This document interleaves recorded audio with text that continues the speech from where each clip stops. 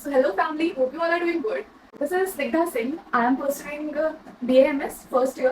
आज मेरे साथ में जुड़ रहे हैं यहाँ पे हमारे बॉसेस। मैं आपको इंट्रोड्यूस कराना चाहूँगी पलक बॉस से और ज्योति बॉस से। ये हमारी फर्स्ट ईयर की बॉसेस हैं, हमारी जस्ट सीनियर्स। मैं फर्स्ट आप लोगों को थैंक्स कहना चाहूँगी बॉसेस, आपने हमारे लिए टाइम निकाला और हमें गाइड करने के लिए यहाँ पे आप लोग आए। आज इस वीडियो में हम लोग बात करने वाले हैं आयुर्वेदा के बारे में। जैसा कि अभी नीट का जो एग्ज़ाम है वो हुआ है और बच्चों ने पेपर दिया, काफ़ी बच्चों को टफ लगा, कुछ को मॉडरेट लगा। अभी तक उन लोगों ने मार्क्स वगैरह जोड़ दिए होंगे अपने और बहुत लोग चाहते हैं एमबीबीएस में जाना, बट अनलकीली मतलब उन्हें नहीं मिल पाया एमबीबीएस की सर्विस से। तो काफ़ी लोग अपना पार्ट डाइवर्ट करके आयुर्वेदा में आना चाहते हैं। तो ये वीडियो बनाने का हमारा मेन मोटिव ये होने वाला है कि हम लोग आयुर्वेदा को थोड़ा सा जानने वाले हैं कि अगर आप में से कोई भी आयुर्वेदा में आना चाहे तो उसके लिए हमें क्या बेसिक इन्फॉर्मेशन जाननी होती है, क्या बेसिक नॉलेज रखना होता है इस चीज़ के लिए। तो इसके आज हम लोग बात करने वाले हैं। तो स्टार्ट करते हैं।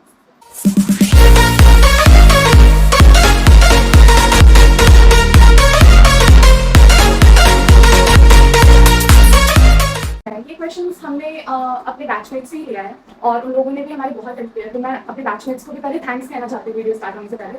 सो या थैंक यू गाइज, आप लोगों ने मेरा हेल्प किया।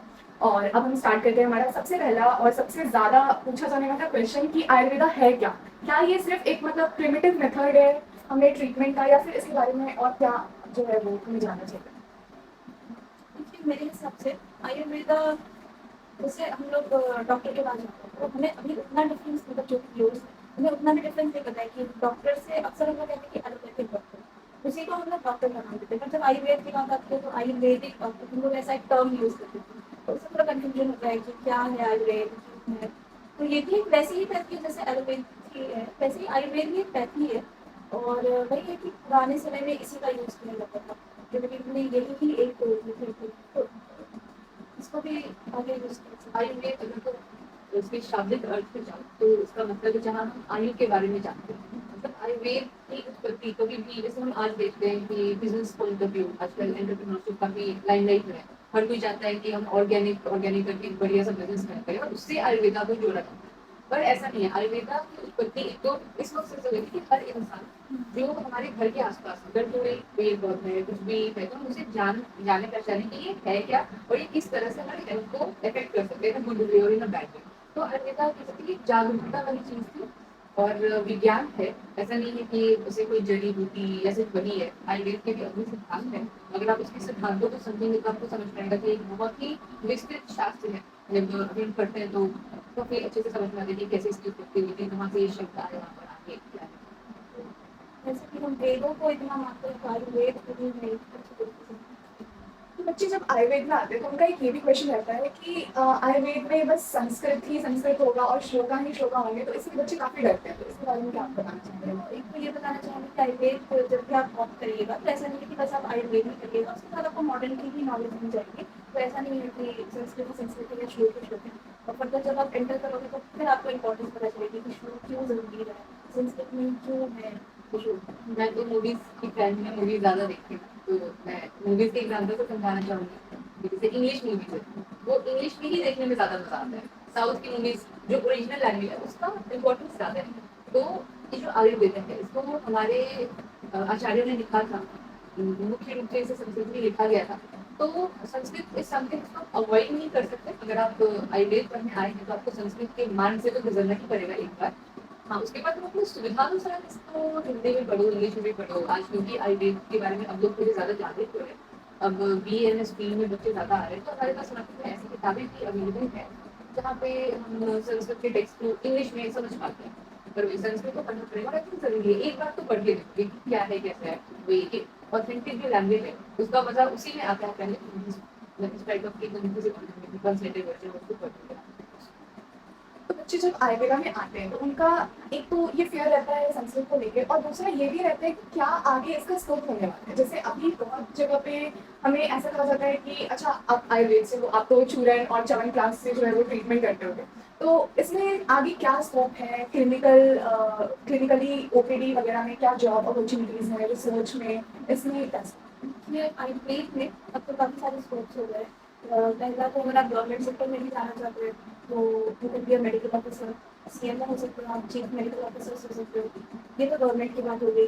फिर अगर आप प्राइवेटली अपना क्लिनिक रन करना चाहें तो ऐसे मतलब हाँ, लोग सब समझते हैं कि आयुर्वेद स्टूडेंट से रिलेटेड है या चमत्काश में है, पर अब तो हमारे पास टैबलेट्स भी हैं, काफ़ी मॉडिफाइड वर्जन हैं मेडिसिन के। और हाँ, मेरे हिसाब से तो अभी स्टूडेंट और चमत्काश से रिलेटेड नहीं है, और गवर्नमेंट में भी हमारे पास स्कोप है। कुछ नहीं तो अगर आप एकेडमिक्स में भी जाना चाहते हो तो आप अच्छे प्रोफेसर सोच सकते हो।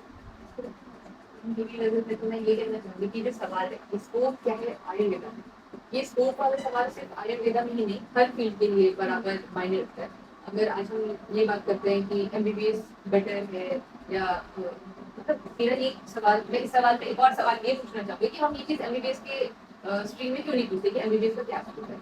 क्या ये ज़रूरी है कि अगर किसी ने एमबीबीएस करा है तो वो 5 साल बाद 6 साल बाद लाखों या करोड़ों रुपए कमाएगा। तो ये जो स्कोप वाला सवाल है इसका जवाब मैं ये देना चाहूँगी कि जो भी स्कोप है वो डिपेंड करता है स्टूडेंट की मेरिट पे।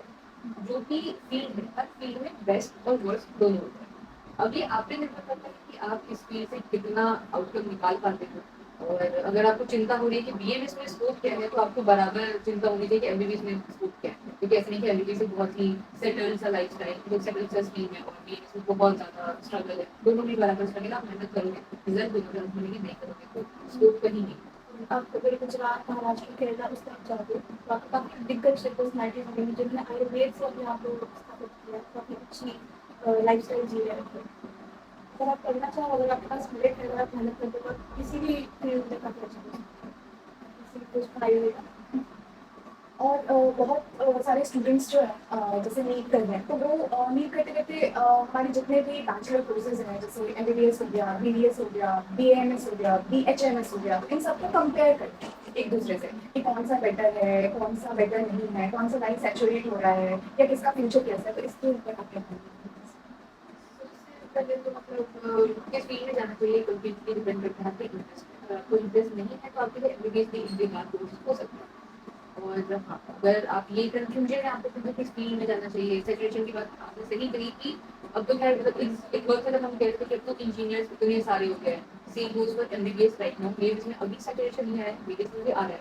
पर वही है कि अगर मुझे इंटरेस्ट है कि मुझे एमबीबीएस ही करना है, मुझे इंटरेस्ट है कि मुझे बीडीएस ही करना है, तो आप जाइए किसी भी कोर्स में। और उसके अलावा बीएमएस आ सकते हो आप, ऐसे कोई सैचुरेशन वाली बात नहीं है, अभी तो लोग एक्सप्लोर करना चाहिए।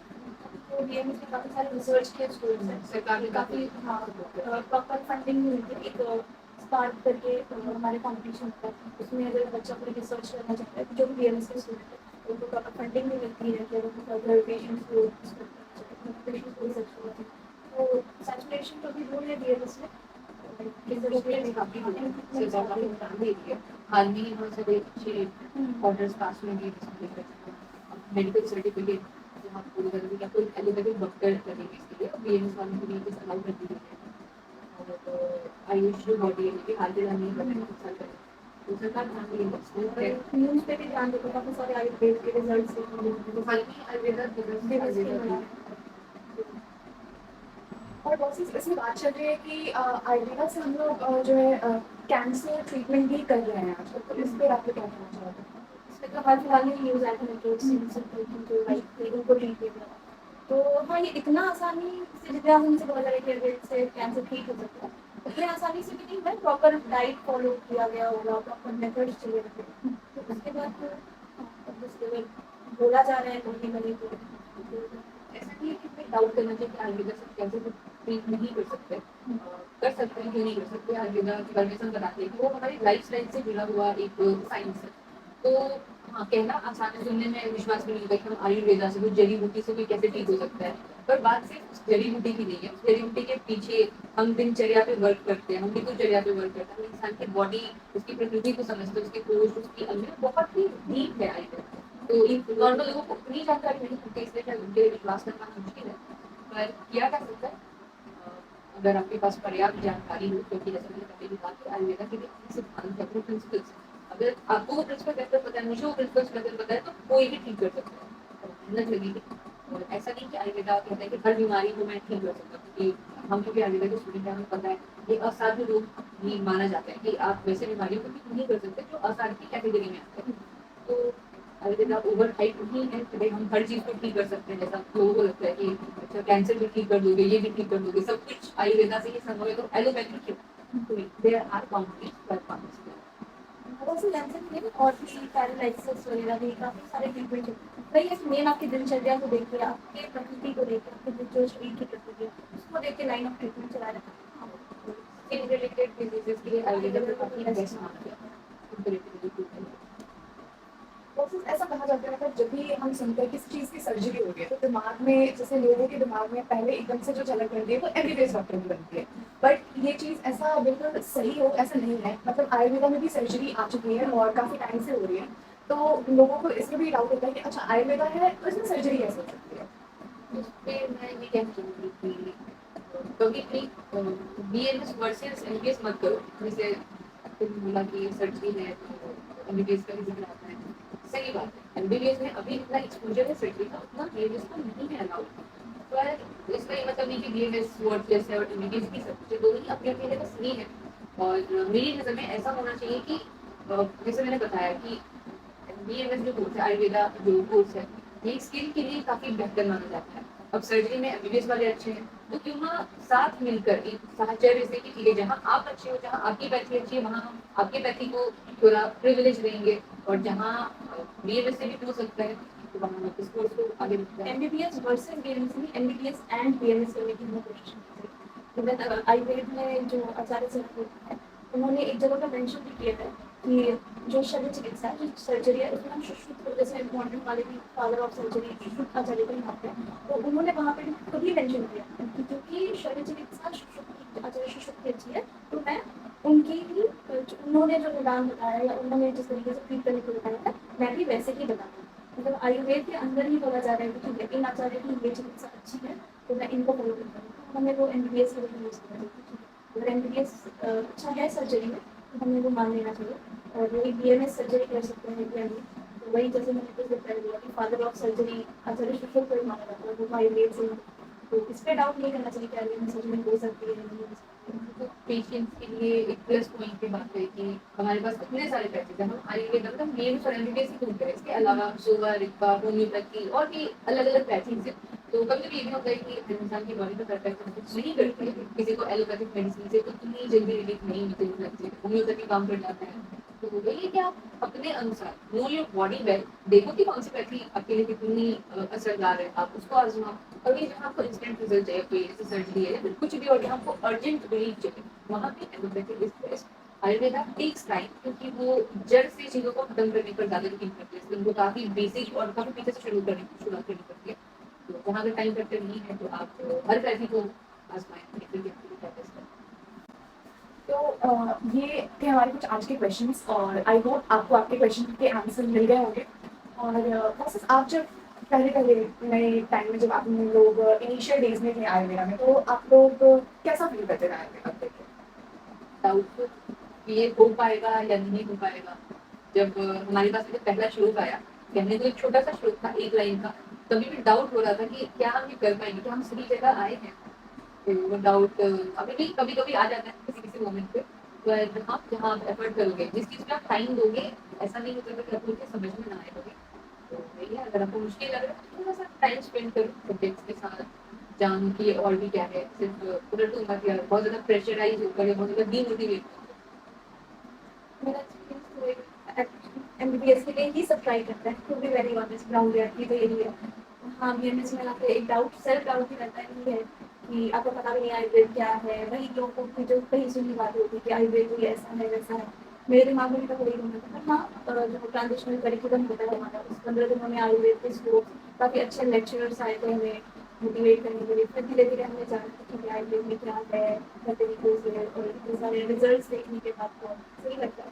मुझे यहाँ आने से पहले यूट्यूब पे भी तब काफी ऐसे लाइमलाइट में आ रहा था आयुर्वेदा, इनफ पॉडकास्ट देखे, अलग अलग लोगों से सुना, लगता था कि थोड़ी बहुत जानकारी हो गई है, जाएंगे तो उतना भी कुछ नया नहीं होगा। पर जब आए तो बहुत ही नया था, मतलब ऐसा कि बाहर जो इंसान अगर उसको स्पोर्ट्स के बारे में नहीं पता, सिलेबस नहीं पता, तो सोच भी नहीं सकता कि आयुर्वेदा इतना गहरा होगा और इतना बारीक। आयुर्वेद के इतिहास के बारे में तो किसी को प्रॉपर जानकारी ही नहीं है, तो फिर जब आप आयुर्वेद में एंटर करते हो तब बस ये अपने आप को समझ में आती है कि आयुर्वेद क्या है, क्यों है, कैसे है। और बस जो बच्चे अभी ये वीडियो देख रहे हैं या फिर जो बच्चे अपना मन बना रहे हैं आयुर्वेदा में आने के लिए, उनको आप क्या कहना चाहते हैं? मैं तो पहले दिल से कहना चाहूँगी कि आपको ज़रूर ऑप्ट करना चाहिए, ये बहुत अच्छी पैटी है और ये किसी पैटी से कम नहीं है और हमें ऐसे कंपेयर भी नहीं करना चाहिए किसी पैटी को किसी के साथ। आप अपना मेरिट दिखाइए कि आप कितना अच्छा इस पैटी में कर सकते हो, तो ज़रूर ऑप्ट करना चाहिए। मेरी तरफ से भी यही है कि अगर मन है तो बिल्कुल आ सकते हो। ये सोच के ना आने का प्लान बिल्कुल भी मत बनाना कि स्कोप नहीं है, क्योंकि स्कोप सब कुछ आप पे डिपेंड करता है। और बिल्कुल आओ, आजमाओ, देखो, एक्सप्लोर करो कि क्या है ये आयुर्वेदा। क्या पता आप में से ही जो आने वाले हैं वो ये काफ़ी अच्छा रिसर्च करते हैं, कुछ नई बात सामने। और बस मैं ये पूछना चाहूँगी, अब आप लोग का यूनिवर्सिटी पेपर आने वाला है फर्स्ट क्रॉप का, तो अब हमारे लिए जो मतलब अभी हमारे बैच का फर्स्ट इंटरनल कंप्लीट हुआ है, तो मैं आशा करती हूँ ये वीडियो मेरे फ्रेंड्स भी देखेंगे और हमारे बैचमेट भी देखने वाले हैं, तो उनके लिए क्या कहना चाहेंगे कि हमें और आगे कंटिन्यू कैसे करना चाहिए? कि रेगुलर पढ़ाई तो हर ही जगह ज़रूरी होती है, चाहे आप किसी भी क्लास में हो, तो क्लास में रेगुलरली जो भी पढ़ाया जा रहा है उसको रेगुलरली करो। मेन जो कि हम आयुर्वेद में है तो हमें संहिता पे विशेष ध्यान देना है। संहिता हमें बहुत अच्छे से आनी ही चाहिए, क्योंकि उसी से जो भी हम रचना कार्य कर रहे हैं, क्रिया कार्य कर रहे हैं, सब उसी से आते हैं। मेन फोकस तो आपको संहिता पे होना चाहिए। और जो मॉडर्न की चीज़ें हैं, फिर मॉडर्न की टेक्निक भी हमें अपनानी पड़ती है। मॉडर्न को भी ऐसा नहीं है कि इग्नोर कर देना है कि आयुर्वेद में तो आयुर्वेद पर फोकस करते हैं, ऐसा नहीं करना है। मॉडर्न टेक्निक्स समान रूप से आपको देखना है कि आपकी प्रिपरेशन हो रही है। जैसा पलक ने बोला, संहिता इज एक्चुअली द बैकबोन, तो संहिता को तो इग्नोर नहीं कर सकते। बाकी भी बराबर जो सारी चीज़ें पर जहाँ दिक्कतें आती है वो समझने की कोशिश करो। जहाँ डाउट है हम लोग भी है तुम्हारे लिए, हमसे जो भी जैसे पूछो, यूट्यूब पे देखो, लगे हो। आई होप आप सभी को जो भी डाउट होंगे छोटे मोटे वो क्लियर हो गए होंगे, और अगर और कोई डाउट आप लोगों के मन में अभी भी आ रहा है तो वो आप कमेंट सेक्शन में पूछ सकते हैं, एंड हम वो फिर वापस आएंगे और बॉसेस के साथ में हम फिर आगे कोशिश करेंगे वीडियोस लाने की। तो thank you so much bosses, आपने अपना इतना कीमती समय में दिया, और बच्चों को to you to invite us. तुमने हमें सोचा कि okay we should invite them. Thank you bosses, and thank you everyone जिन्होंने वीडियो को देखा, और अगर वीडियो पसंद आता है तो लाइक ज़रूर करें और चैनल पे नए हो तो सब्सक्राइब कर देना। थैंक यू, मिलते हैं नेक्स्ट वीडियो में। Thank you.